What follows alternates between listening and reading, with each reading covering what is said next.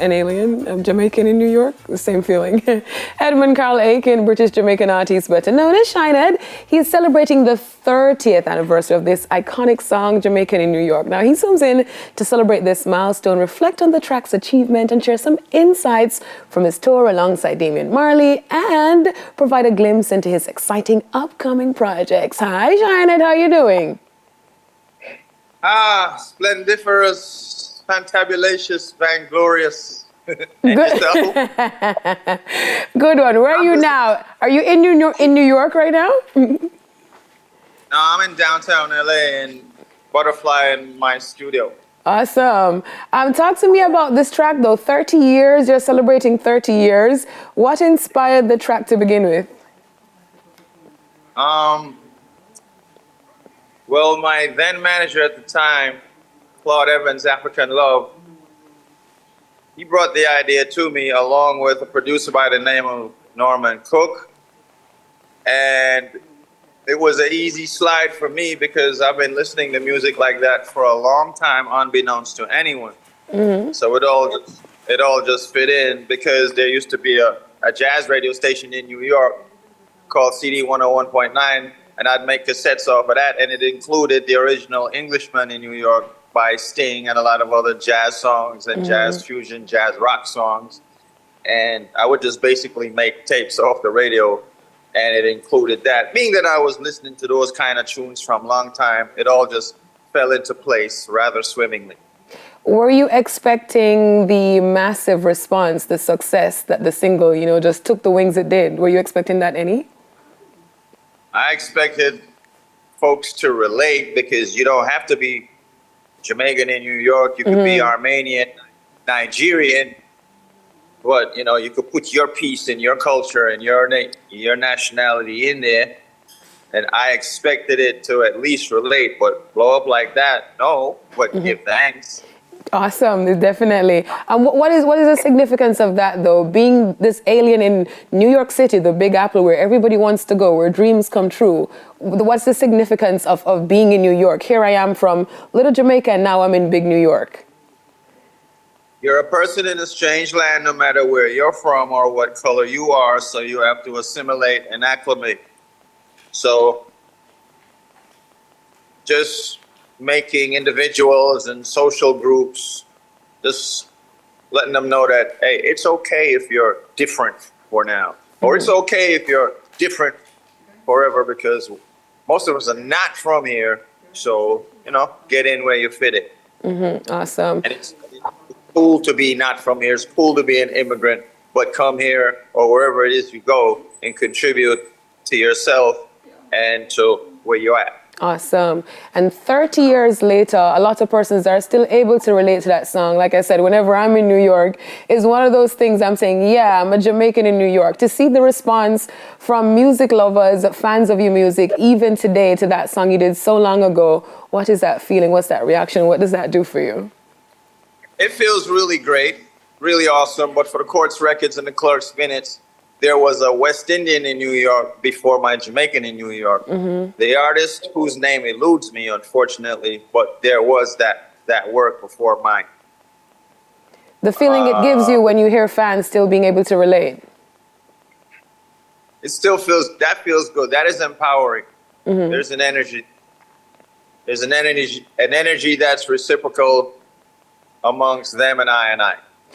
And to have that as one of the songs coming from a Jamaican that has crossed over, especially in the U.S. music market, and to still have the kind of life that it has, because that's going down in history with a lot of the other songs too, How do you feel to be a part of that class of select people who are able to say, I've had a major crossover hit? Feel accomplished. Feel very accomplished, very solid, very grounded. But we still check ourselves and, humble factor. Very crucial. Since that single, though, what other works have you had? And is there anything new that you're working on right now? I know you're supposed to be touring with Damian Marley. Well, there have been singles after Jamaican in New York, like Strive and Golden Touch, and there's I Found Out, and there's Rough and Rugged, and Who the Cat Fit was the first single. And those are old songs. There are new songs now on old rhythms like Never Had a Dream Come True, The Makings of You. I hopped on a dancehall rhythm produced by Bada General. And that one's called Tell Them So We Are Come Butterfly and I Get the Road Around Press Gas Till the Gas Tank Done. There are others like The Janitor and stuff like that. And you know, being that racism is dead in our face, I'm gonna do my little part to address that too. Very much so. What's it like working with Damien? It's fun. It's very fun. One day I said to Damien on the ship, I'll borrow your floor. I'm gonna borrow your stuff. I hate when they do this during an interview. So I'm gonna borrow your flow, I'm gonna borrow your style. They laugh after me and say, you mean you're gonna borrow the style when me borrow from you first? And we know how big Damien is and people love him. To hear him say that you influenced him and here you are saying, oh, I'm gonna take something from you, but it's really taking from yourself, huh? Well, I don't know about that, but I do remember flashbacks of seeing him when he was 14, so it's all coming together, you know, piece them together and just go and coach them. It's fun on the ship when they have old school and new school sessions, because then the new school just end up imitating the old school. What are you doing to celebrate the 30th anniversary of the single? Anything big you have planned around it? No, but Butterfly and I are actually going to drive out market because I'm going to New York to see my mom. Her birthday's November 24th. And then there's this event the next day in Queens that, you know, it just popped up. So what am I to do but to go to that? Then we're going to take it down the coastline, east coastline of the U.S., I-95, and take it slow. That might turn into a dub plate tour until we reach Miami. We get on the ship. We rock for a week, we get off, and then we jump back in the car, and I turn left, and we drive west to Los Angeles. So that's why I met the tune. Tell them so we are come butterfly and I get the road around press gas till the gas tank done. Is that out yet? Is that a part of a project that is out or about to be released soon? It's a part of a compilation put out by Bada General. Is it out yet?